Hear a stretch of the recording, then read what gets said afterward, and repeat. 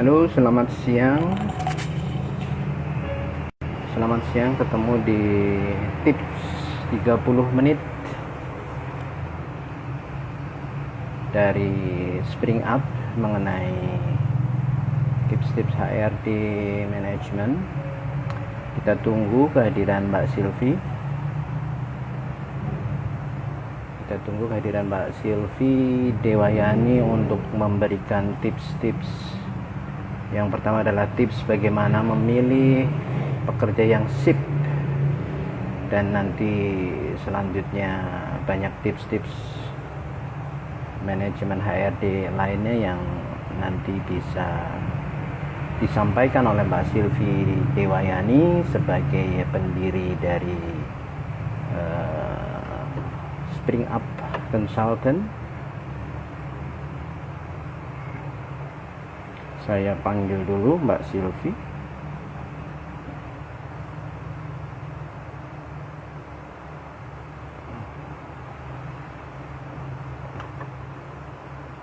Jadi sesuai dengan tema Indonesia Maju 75 tahun Indonesia Merdeka ini, salah satunya subtemanya adalah tentang SDM yang unggul. Halo, SDM yang unggul dan SDM yang bisa menjadikan Indonesia memiliki daya saing global. Oke, Mbak Silvi sudah hadir. Silakan Mbak Silvi. Halo Mbak Silvi. Hai. Ya. Gimana kabar? Selamat siang, kabar baik. Semoga Mbak Silvi. Selamat siang. Iya. Ini udah ada beberapa yang kita langsung aja Mbak Silvi karena waktu kita kan 30 menit gitu. Siap. Ya. Siap. Jadi, kaitan dengan 75 tahun Indonesia Merdeka, bagaimana Pak Jokowi dan pemerintahan ingin Indonesia ini maju dan unggul, ya kan? Yang tentunya berkaitan dengan support dari SDM yang unggul pula, begitu Mbak Silvi. Jadi kalau kita lihat dari indeks human capital atau human capital index Indonesia ini masih jauh nih, masih berada di kisaran 87 dari 157 negara. Nah ini poinnya Mbak Silvi, sepenting apakah kualitas SDM ini dalam menentukan maju mundurnya perusahaan, juga akhirnya maju mundurnya negara ini Mbak Silvi, terutama di era-era teknologi maju dan era milenial sekarang ini. Monggo Mbak Silvi. Baik, terima kasih Pak Yasin. Angkes Pini, ini menarik sekali dan investasi terbesar sebetulnya adalah investasi pada saat kita memilih SDM, memiliki SDM yang unggul. Karena apapun yang ada di dalam sebuah organisasi, jika SDM-nya itu baik, dengan pemilihan yang tepat, dengan penata laksanaan serta penempatan yang tepat, plus penghargaan yang tepat juga, sebetulnya organisasi itu luar biasa. Ini organisasi apapun ya, tidak hanya di bidang industri ya, hampir semua. Kita mau melakukan pekerjaan di LSM, kita mau melakukan pekerjaan di organisasi yang sosial, paling penting adalah SDM. Nah, tentu saja tidak luput dari pendidikan ya. Kalau kita bicara SDM itu pasti kualitasnya tergantung dari apa yang bisa atau yang ada di dalam kualitas pendidikan kita. Pendidikan kan berproses selama 6 tahun, 6 tahun ditambah 3, 9 tambah 4, sekitar 13-12 tahun ya. Tetapi setelah itu, dan yang diberikan kan sebagian besar di pendidikan kita itu kan materi. Belum sampai, atau kalau toh ada proses tujuan belajar ke arah soft skills, itu pun kan tidak terlalu banyak tidak terlalu banyak disentuh, karena materi juga harus dikejar banyak sepertinya di pendidikan. Nah, begitu lulus inilah yang jadi masalah kan, padahal sebetulnya kan kita bekerja itu yang paling utama adalah soft skill-nya.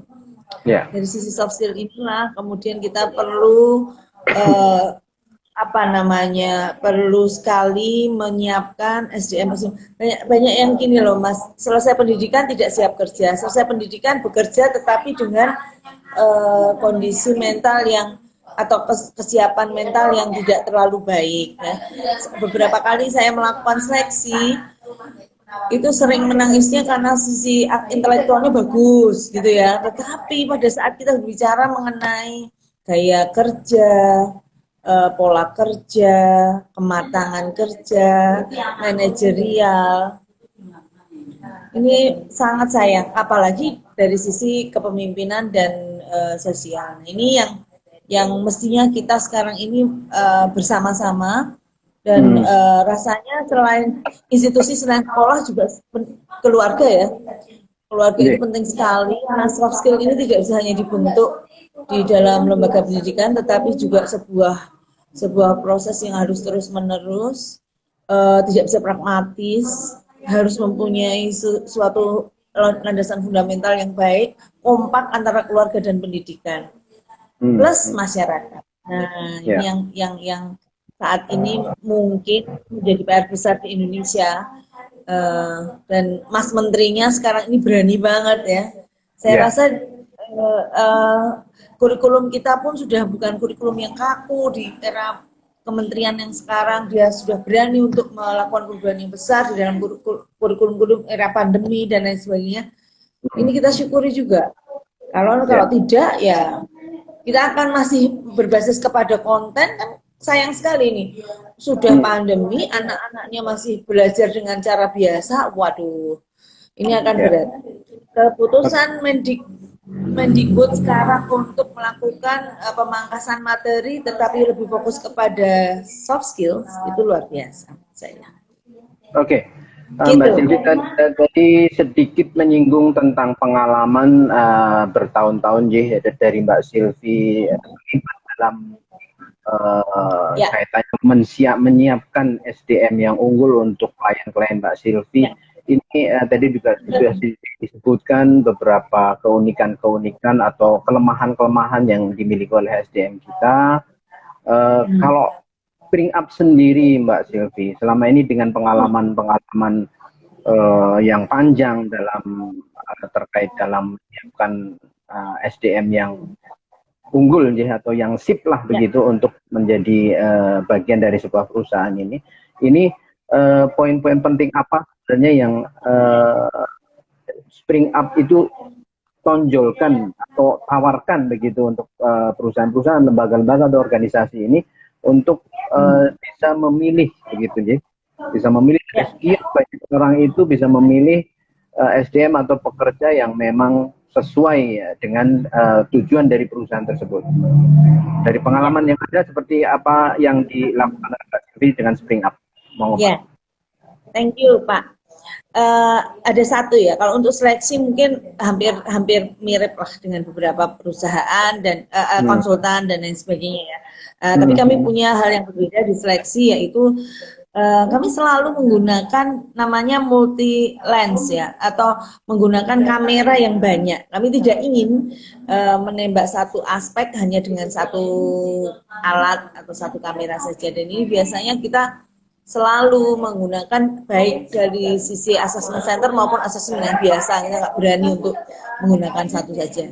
Yang kedua, ya kami ingin membuat segala sesuatu itu tailor-made ya. Tailor-made itu sesuai dengan kebutuhan yang ada di perusahaan. Artinya kalau perusahaan ini memiliki permintaan baik dalam bentuk proses asesmennya maupun bentuk laporannya, kita sangat fleksibel dalam hal itu. Laporan kita sangat user friendly, tidak menggunakan terlalu banyak bahasa teknis psikologis, sehingga dan selalu diakhiri dengan analisis kesesuaian dengan pekerjaan, sehingga membuat keputusan itu bisa cepat untuk membuat. Nah, yang kedua ini yang lebih penting, itu kami menilai mengenai pelatihan. Investasi pelatihan itu kan gede banget dong di perusahaan. Pelatihan. Bahkan kadang-kadang, ya gede-gede banget dong. Mereka itu kalau pelatihan ke kami itu kadang-kadang kadang-kadang sampai setengah mengedukasi nih ya, mengedukasi organisasi atau industri ya. Melakukan pelatihan dengan jumlah peserta 40. Menurut saya itu kan oke lah, dari sisi budget 40, tapi kita harus lihat dong return investment itu seperti apa, karena harusnya pelatihan itu kan tidak hanya berakhir pada knowledge ya, kecuali memang itu teknis, artinya pelatihan yang bersifat teknis dan itu bukan di bidang kami di Spring Up. Nah, pelatihan yang pengembangan SDM sebagian besar dalam bentuk karakter dan soft skill yang hanya dilakukan 3 hari, hanya dilakukan dalam 3 hari itu paling lama ya, kadang-kadang malah ada yang sehari. Itu luar biasa. Kalau dilakukan dalam kelas besar, jumlahnya banyak, biasanya sebagian besar akan membuang uang tuh. Oke. Karena ya hasilnya hanya bisa dirasakan berapa minggu sih ya. Apalagi kalau prosesnya tidak 2 arah, tidak menggunakan assignment, karena inti utama sebuah pelatihan itu adalah skillnya. Namanya aja pelatihan, bukan knowledge-nya. Apalagi kalau pelatihan itu banyak mengandung karakter, banyak tujuannya adalah pada karakter. Nah, di situ rasanya kita perlu mempertimbangkan lebih matang mengenai bagaimana prosesnya. Tidak hanya sekedar menyelenggarakan pelatihan dengan jumlah besar kemudian selesai 3 hari ya habis itu. Nah, kami di Spring Up ini memang banyak menggunakan pendekatan yang arahnya kepada pembentukan karakter. Itu selalu kita lakukan dengan bawah sadar ya, bukan hipnotis sih, tapi melakukan pendekatan bawah sadar. Jadi kita yang lagi banyak kita gunakan itu pelatihan dalam bentuk applied kinesiology. Jadi applied kinesiology applied kinesiology yang kita di dalamnya ada brain gym ya. Brain gym itu membangun struktur pikir secara bawah sadar. Ada proses pengurasan emosi kalau itu dia belum mampu melakukan. Nah, proses-proses ini yang lebih banyak menanam fundamen di dalam bawah sadar yang nanti akan membuat orang kemudian bergerak sesuai dengan yang kita tuju. Misalnya, kita mau misalnya mau membuat pelatihan layanan. Karena berarti kan dia harus bisa senyum, ramah. Itu kalau dibuat dalam pelatihan ordinary training, ya dia tahu ada konsumen kita harus senyum, ramah. Tapi kan bagaimana untuk melakukan itu dia sendiri tahu atau tahu bagaimana know-how-nya. Cuma pada saat dia berada dalam situasi itu, tubuh, mental, pikirannya itu belum terintegrasi untuk melakukan, belum seimbang untuk melakukan.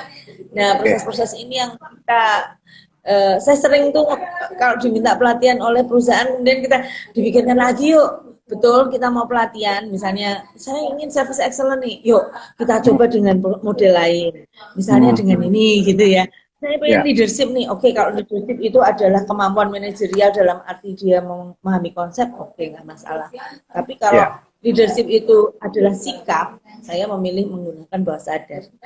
Oke, leadership, Mbak. Tapi saya jadi ingat ini produk atau layanan yang diberikan oleh Spring Up itu kaitannya juga bagaimana to build leadership dengan metode atau nama layanannya, nama materi yang disampaikan namanya Ikigai. Nah, Ikigai itu seperti apa, Mbak? Oke, ini bagus sekali ya. Teman-teman sekarang sudah mulai banyak tuh yang melihat Ikigai.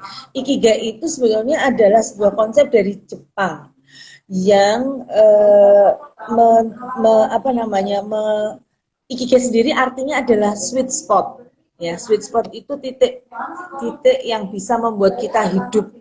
Reason to live, menemukan alasan untuk hidup. Ikigai tidak hanya passion. Nah, hebatnya Ikigai itu tidak hanya passion. Jadi di Ikigai ini kita tidak hanya menemukan passion aja, tetapi Ikigai itu menemukan sebuah kondisi atau pemahaman diri kita di mana sebetulnya kalau kita itu bekerja sesuai passion, bekerja sesuai kemampuan ya passion, bekerja sesuai dengan kebutuhan yang ada di luar diri kita dan bekerja sesuai dengan sikap profesional kita, maka kita ini bisa tidak hanya hidup bahagia, juga hidup tahan panjang umur ya. Intinya kalau di Jepang itu kan panjang umurnya, orang-orang Jepang kan memang ini hidupnya, tingkat kehidupannya kan paling tinggi ya, usianya ini rentang usianya cukup, rentang usianya panjang ya. Nah itu dia tidak mau bekerja hanya karena dia memerlukan uang, tapi unsurnya adalah apa yang dia suka, apa yang dia mampu, dan kebermaknaannya di apa yang dibutuhkan orang dari saya. Nah itu ditemukan semua, dan kemudian apa sih sebenarnya secara profesional yang bisa saya lakukan untuk mendapatkan uang. 4 kombinasi inilah yang ada di dalam Ikigai. Biasanya di perusahaan orang bekerja sebagai, let's say sebagai CS ya. CS ya, dia bekerja untuk melayani bukan karena dia memang suka melayani, tetapi memang dia harus melayani. Itu kalau dikerjakan dalam waktu sebulan 2 bulan masih oke kan? Tapi kalau itu bayangkan dia akan ada di situ selama 4 tahun nih, ya kan? Yang dilayani juga nggak menyenangkan, untuk dia sendiri juga mungkin akan menjadi sebuah tekanan. Nah ini yang kemudian kalau perusahaan masing-masing di dalam seleksi maupun di dalam pengembangan personal development dari karyawannya itu menggunakan prinsip Ikigai. Kami di Spring Up itu waktu seleksi pun sudah kita ambil tuh Ikigai. Jadi kita seleksi melewat Ikigainya, lewat pengenalan Ikigainya. Nah kalau itu bisa dilakukan oleh perusahaan kan akan mendapatkan pekerja yang bahagia, profesional, dan juga dia mudah untuk digerakkan. Dia tidak lagi harus didorong-dorong, tidak lagi harus ya memang ada KPI, tetapi kan KPI itu alat saja, dia tidak harus ngoyak-ngoyak lah bahasa Jawa ya. Oke, dari sekian banyak atau beberapa perusahaan yang menggunakan metode Ikigai ini, Mbak Sylvie, itu bagaimana respon atau hasil yang didapatkan oleh mereka? Apakah artinya bahwa Ikigai ini akhirnya memang bisa disimpulkan ini cocok nih dengan budaya atau alam batinnya orang Indonesia ini cocok nih? Itu adakah report-report seperti itu, Mbak? Yang jelas beberapa perusahaan ini kalau kita latih atau kita ajak untuk mencari Ikigai, kita bahkan itu online ya, kalau di Spring Up itu kita lakukan bisa dengan online juga. Bisa dengan online. Bisa dengan online. Kemarin sudah beberapa perusahaan menggunakan online prosesnya. Itu satu, dia mempunyai pendekatan yang lebih personal terhadap karyawannya, dan kita temukan betul bahwa pasienku itu nggak di sini, pasienku itu bukan di back office, aku selama ini tuh itu ditemukan juga, dan ini menjadikan sebuah masukan dari sistem yang ada, termasuk placement, deployment yang bagus. Kalau toh dia harus tetap di situ kan berarti ada sesuatu yang dibangun ya. Nah tentu saja itu tadi bukan pelatihan, tapi kalau saya sih deketin pakai bawah sadarnya. Biasanya kalau sudah harus mengubah manusia, itu harus mengubah struktur mental, pikir ya, struktur fisik itu gerakan tubuhnya, aktivitasnya, kemudian struktur emosi orang, itu biasanya saya lebih banyak menggunakan pendekatan kinesiologi itu, bawah sadar itu. Nah itu nanti perusahaan kemudian mempunyai sebuah, kalau dari beberapa perusahaan yang kita yang bekerja sama ya, jadi dia tahu sebetulnya seperti apa yang digunakan untuk membangun karyawannya secara lebih tepat. Mari ini ada teman-teman dari Spina di sini loh. Oh ya, Single Parents Indonesia. Oke.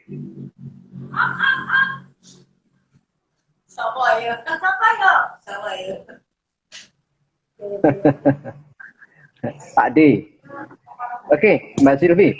Jadi poin pentingnya adalah tadi disebutkan bagaimana perusahaan itu bersama-sama dengan lembaga yang memang memiliki kompetensi dan keahlian dalam membangun atau menjembatani apa namanya, kepentingan perusahaan dan kepentingan masing-masing karyawan, yaitu lembaga-lembaga konsultan HDAD ini memang poinnya lebih untuk mencari harmonisasi ya Mbak Silvi ya. Harmonisasi. Ya, kalimat yang bagus tuh. Harmonisasi. Harmonisasi antara kebutuhan, keinginan, dan juga tujuan dari perusahaan, kebutuhan, keinginan dari pekerja, atau passion dia, seperti itu tadi Mbak Silvi. Nah, ini karena belum ada pertanyaan ini Mbak Silvi, berarti secara gamblang saja Mbak Silvi, sebenarnya starting awalnya untuk memilih pekerja yang sip itu bagaimana Mbak Silvi? Oh, ini pertanyaan bagus ya. Karena gini, banyak ternyata kesalahan awal itu ada di attractiveness-nya. Attractiveness begini, perusahaan itu sendiri tidak pernah menjual citra diri yang baik. Sehingga selalu mendapatkan SDM yang level kualitasnya tidak bagus, betul sekali. Karena ternyata, ya kalau kita punya citra diri, perusahaan itu punya citra diri yang bagus, itu lebih membuat pilihan kualitas SDM yang lebih baik. Jadi kalau saya jadi organisasi seperti Spring Up inilah, yang pertama kali saya bangun adalah citranya.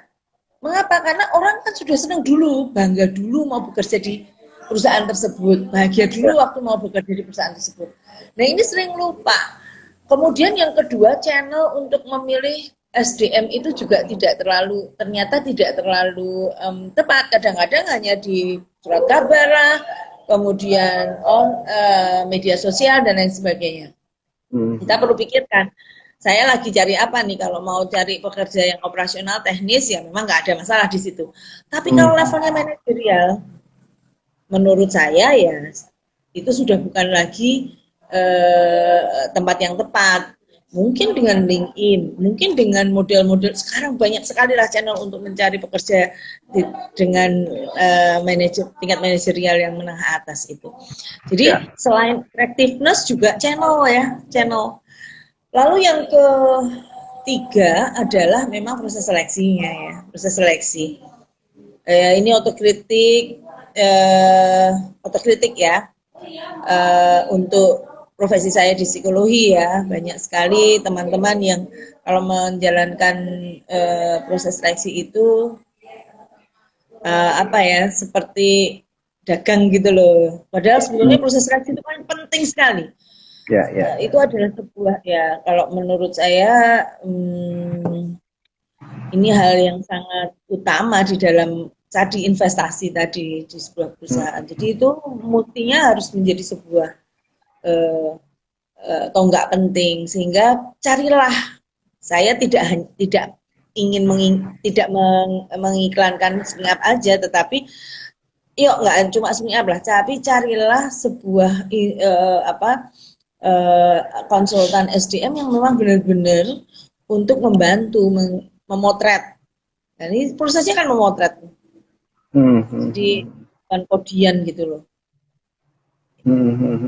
Jadi attractiveness dari perusahaan, lalu yang kedua channel untuk pencariannya, terus metodenya ya Mbak Silvi ya. Proses seleksinya ya. Ya, berarti setelah itu baru ada pengembangan pelatihan disesuaikan dengan kebutuhan dari perusahaan. Oh iya, satu lagi boleh? Yang boleh. Proses seleksi. Ya. Sebisa mungkin kalau perusahaan ingin mencari SDM-nya, sebisa mungkin kalau saya ya, temui konsultannya, karena secara personal itu harus terjadi, yaitu tadi yang disebut tailor made ya, bahwa apa yang kita inginkan belum tentu sama dengan perusahaan yang lain, dan itulah yang harus kita tuangkan di situ. Nah, sebagai penyedia jasa, semestinya konsultan-konsultan juga perlu menangkap itu dan menjawab dengan sebuah strategi yang lebih spesifik dan signature ya untuk setiap perusahaan. Jadi tidak boleh pasrah bongkoan begitu saja ya Mbak Silvi, karena starting awal. Kalau saya ya, at least email, berdiskusi, WA dan sebagainya. Oke, 5 menit menjelang kita nanti harus tutup acara karena memang hanya 30 menit waktu, karena time is money ya kan. Dan Mbak Silvi, minggu depan masih ada kan? Setiap hari kita Mbak Silvi dari nanti nanti setiap time break, nanti ada 30 menit, nanti ada tips-tips dari Mbak Sylvie, Mas Anto, juga dari teman-teman dari Spring Up yang lain yang berkaitan dengan mencari pekerja yang sip dan juga tips-tips manajemen lainnya. Nah, ini untuk penutup saja Mbak Sylvie, ini kan kaitannya dengan kita mengadakan ini kaitannya dengan bagaimana kita mendukung upaya dari pemerintah dengan tujuannya yaitu Indonesia Maju. Indonesia Maju, Indonesia Unggul dengan SDM yang unggul. Nah ini dari sisi Mbak Sylvie dan Spring Up ini apa nih yang bisa menjadi satu dorongan atau dukungan kepada program ini Mbak Sylvie?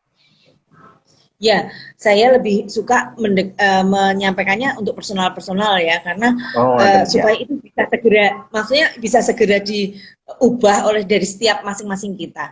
Satu hal, sebagian besar yang saya temukan pada saat melakukan proses seleksi adalah pragmatisme yang besar sekali. Pragmatis is okay, tetapi kalau kita ini terlalu pragmatis sebagai diri, ini akan membuat scope pertimbangan kita itu menjadi lebih sempit. Kemudian yang kedua, hampir setiap kandidat itu rasanya kok ada atau lubangnya itu ada pada pengelolaan emosi. Pengelolaan emosi. Karena sekarang ini sepertinya di proses Android, di proses gadget dengan model Android dan lain sebagainya, orang itu kan kalau untuk sesuatu yang agak lama, agak memerlukan waktu, they don't have any. Akibatnya ternyata ada pada persistensi. Nah, yuk mari kita bangsa kita ini SDM-nya mulai dari diri kita sendiri. Kita berlatih untuk lebih persisten. Persisten itu artinya ya kita tekun, kita telaten, melakukan sesuatu dengan sungguh-sungguh. Kekurangan orang Indonesia adalah bersungguh-sungguh terhadap apa yang sedang dia lakukan, sehingga sebagian besar dilakukan melakukan banyak hal, tetapi dalam kondisi permukaan. Nah, ini yang menjadikan fundamental di bangsa kita menjadi kurang kuat. Mulai dari kita, termasuk diri saya, ya saya ingin mencoba hampir semua hal secara lebih fundamental, mencari apa akar yang mendasari setiap pekerjaan kita, dan you will love it. Kalau kita sudah mencintai, kita bahagia, kita selain sehat juga akan menghasilkan performance yang terbaik. Ya, berarti kembali kepada komitmen diri nih Mbak Sylvie ya, untuk menghasilkan kinerja yang persisten itu tadi ya. Tanpa komitmen kita tidak bisa persisten tentunya kan, begitu. Yes. Ya, oke. 1 menit kita mungkin akan segera akhiri, dan video ini atau video wawancara dengan Mbak Sylvie ini nanti akan kita posting di story bagi teman-teman yang mungkin perlu gabung, nanti bisa menyimak di situ. Nanti juga bisa disimak, diikuti lagi setiap Senin sampai Kamis setiap jam 2 siang. Sambil makan siang kita akan bagikan tips-tips bagaimana cara memilih pekerja yang sip, dan juga tips-tips dari manajemen lainnya dari Mbak Sylvie, dari Mas Anto, juga dari teman-teman asesor lain dari Spring Up. Matur nuwun Mbak Sylvie untuk kali ini. Ketemu lagi berarti Senin nanti mungkin kalau nggak Mbak Sylvie, Mas Anto. Dan kalau ada pertanyaan bisa DM ke IG dari spring.up atau bisa masuk ke websitenya yang ada di bio akun IG spring.up. Matur nuwun Mbak Sylvie, selamat siang. Ya, sukses dan dilancarkan. Dan sukses. Ya. Dilancarkan. Ya. Terima kasih, selamat siang. Ya.